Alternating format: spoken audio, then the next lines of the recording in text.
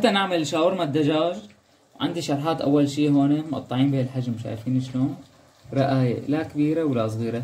هلا بدنا نبلش بالبهارات يا ابي. هلا بدي بلش احط لهم رشه فلفل ابيض، وبالمكون الاساسي بدي انزل فيه هو الهيل، رشه صغيره. طبعا ما ننسى الزنجبيل، فيهم برشه كاري، ومعلقه صغيره ملح. وعندي هلا نص كاسه شرب من اللبن ننزل فوقها هيك. وعندي هون نص كاسه شربة صغيره زيت.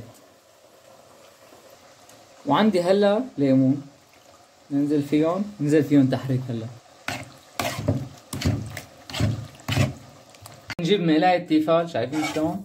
نوقد تحتها، نستناها لتحمى شوي وننزل الشاورما بعدين.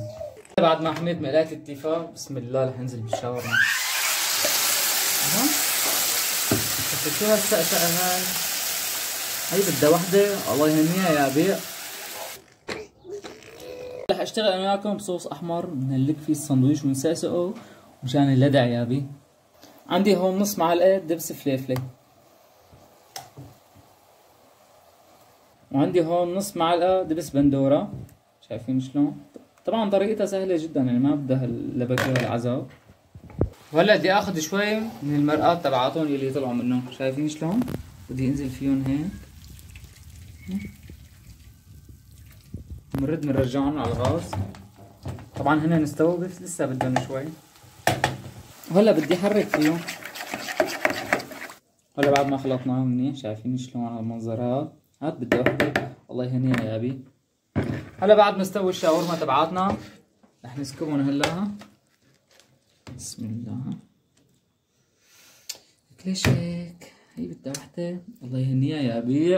لك شو هلا بنجيب خبز صاج. اول شي بنحط فوقه السياحيه هيك، شايفين شلون؟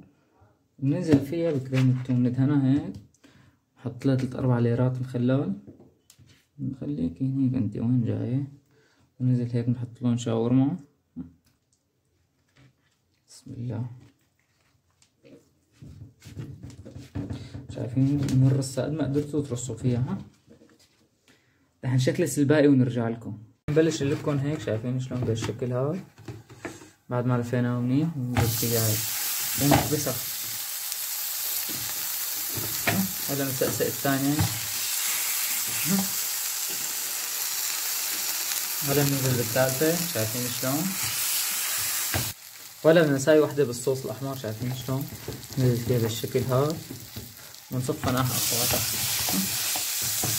طبعا أنا مساوي هدول جهزتهم جاهزين، شايفين شلون؟